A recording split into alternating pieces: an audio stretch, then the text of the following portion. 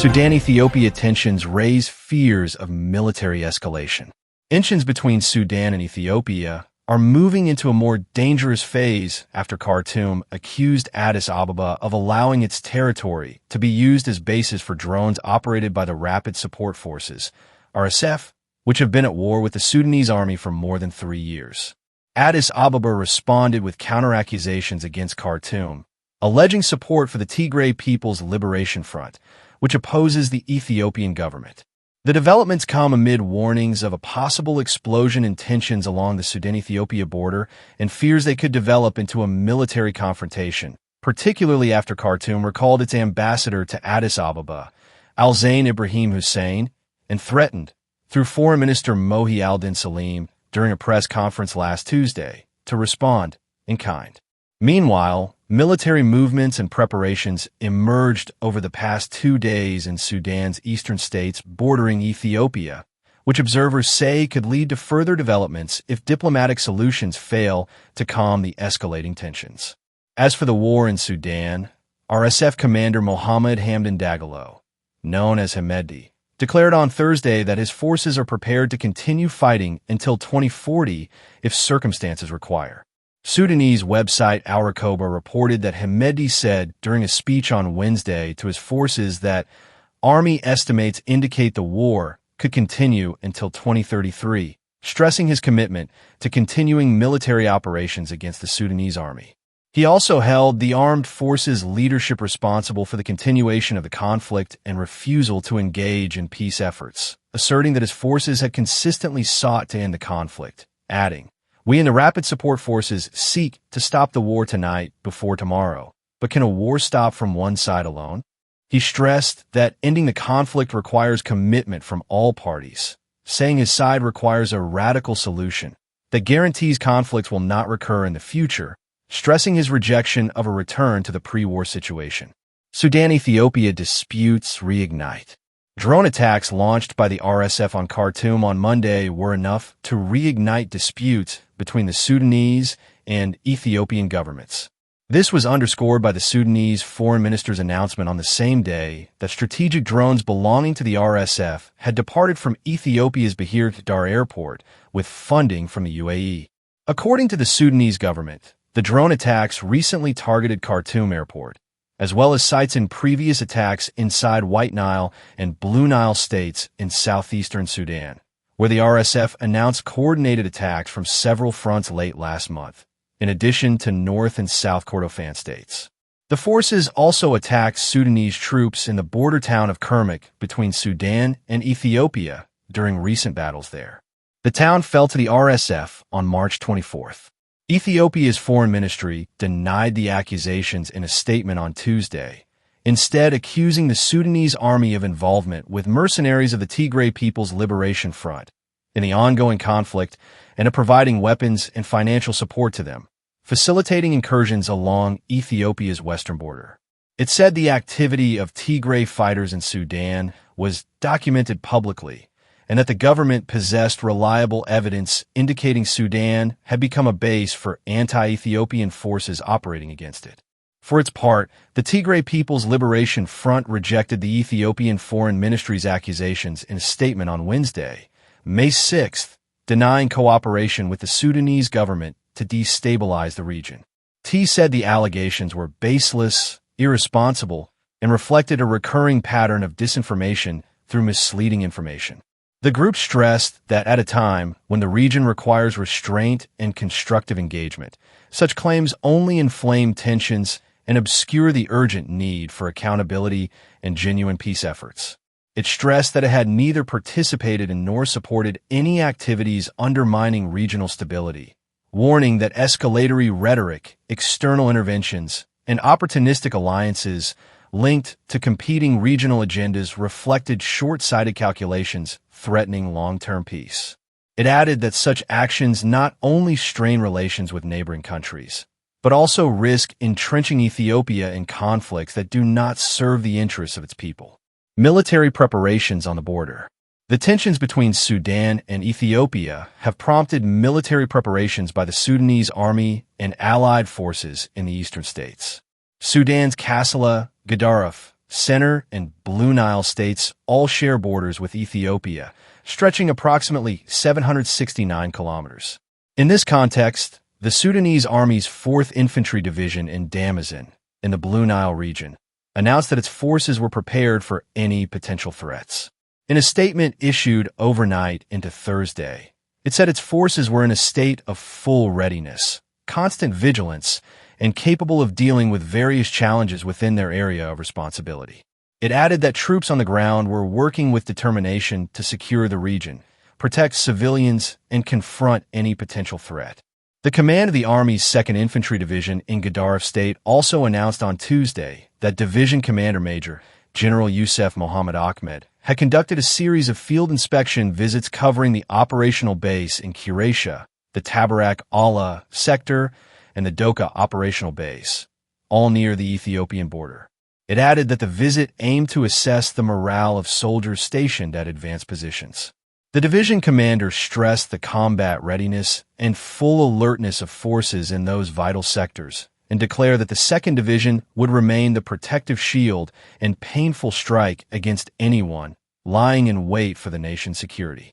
As part of these border preparations, the Eastern Battalion Forces, an armed group allied with the Sudanese Army, announced on Tuesday that it had raised the level of readiness and maximum alert across all units and deployment positions, while suspending leave and unnecessary movements and repositioning according to operational requirements.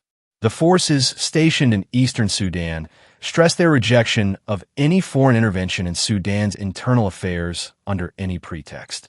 They said that amid rapid security and military developments and possible threats in the eastern region, including the use of drones and attacks on some sites from outside the border, they were closely monitoring the field situation and continuously evaluating all possible scenarios. The group also declared its commitment to operating under the leadership of the Sudanese Army and dealing firmly with any threat to Sudan's security or stability, adding that it was at the highest levels of readiness to carry out the tasks assigned to it at any time. Threats to national security. Sudanese political science professor Al-Nazir Mohammed Al-Tum told the New Arab that the notable aspect of the latest escalation is that it has moved beyond its traditional context of border disputes, demographic overlap, and water competition, which have remained politically and legally unresolved, into the realm of geopolitical and regional escalation. He noted that with the Sudan war entering its 4th year and Ethiopia's crisis involving conflict between Amhara and Tigray forces against the central government entering its 6th year, we find ourselves facing a reality threatening the national security of both countries and the security of the entire region. He argued that the Sudanese government's recall of its diplomatic representative from Addis Ababa, despite being repeated as a form of protest, comes this time in a different context, coinciding with fierce military battles inside Sudan and direct mutual accusations of logistical and human support, with each side claiming the other has become a center for hostile forces. Al-Tum said that regardless of the accuracy of the claims, the danger lies in the transformation of the long border into a stage for proxy wars, opening the door to empowering militias and counter-militias and supporting pockets of opposition to the central authority on both sides. He also argued that this escalation tempts military actors to exploit opportunities as Ethiopian Shifta militias active along the Sudan border and Amhara forces may seek to impose a new reality in the greater and lesser Fashaga areas in Gadaref State, exploiting the Sudanese army's distraction. Al-Tum warned that continued escalation or a break in relations would deepen regional polarization, particularly amid tensions between Ethiopia and Eritrea, potentially turning eastern Sudan into an arena for settling regional scores. He added that Sudan's current weakness and inability to sustain another military front or secure full sovereignty heightened the risks. He also said, this tension casts negative shadows over the future of final negotiations regarding the Grand Ethiopian Renaissance Dam. Al-Tum said field reports and Sudanese accusations concerning the use of Bahir Dar Airport as a base for drones targeting Khartoum indicate Addis Ababa may be resorting to a strategy of escaping forward. He explained that the Ethiopian government, facing rebellion in the Amhara region by Fano militias, may seek to turn Sudan into a theater for securing its internal front through a trade-off of influence, namely, supporting armed activity in Sudan in exchange for guarantees that Sudan would not support Fano or Tigray militias.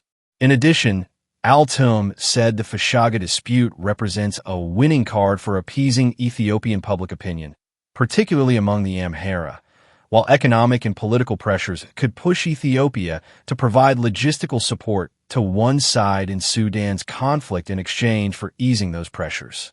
Al-Tum argued that the current escalation has gone beyond traditional border skirmishes to become a threat of direct confrontation militarily, diplomatically, and legally. He added that the continuation of war in Sudan and unrest in Ethiopia leaves the parties with zero-sum options for acting against each other. According to Al-Tum, this comes amid a loss of internal balance that has made both states vulnerable to being used as proxies for settling regional and international power struggles, especially in the context of competition over Red Sea influence and ports. He added that if proven, Ethiopian intervention stems from internal weakness and a desperate attempt to secure borders and satisfy allies. In his view, the only way out remains achieving peace in Sudan and addressing disputes with neighboring countries through political and legal means, because continuing direct confrontation would inevitably turn Sudan into a rear arena for ethnic conflicts and growing regional ambitions. Retired Officer Hassan Ibrahim also ruled out a direct clash between the Sudanese and Ethiopian armies on the border, telling the New Arab that Sudan and Ethiopia are engaged in internal conflicts and neither has the interest or capacity to open a new front in difficult areas such as eastern Sudan and western Ethiopia. He expected the conflict for now to remain confined to mutual support for militias and intensified border skirmishes, particularly since the Blue Nile region bordering Ethiopia is witnessing continuous activity by the RSF and its ally, the Sudan People's Liberation Movement, led by Abdelaziz al-Halou, which recently captured the town of Kermik very close to the Ethiopian border. According to Ibrahim, this means the forces have opened a direct route, enabling them to use Ethiopian territory to launch drone attacks, as happened recently. He also pointed out that Ethiopian militias, such as the Tigray Front, already have relations with the Sudanese government.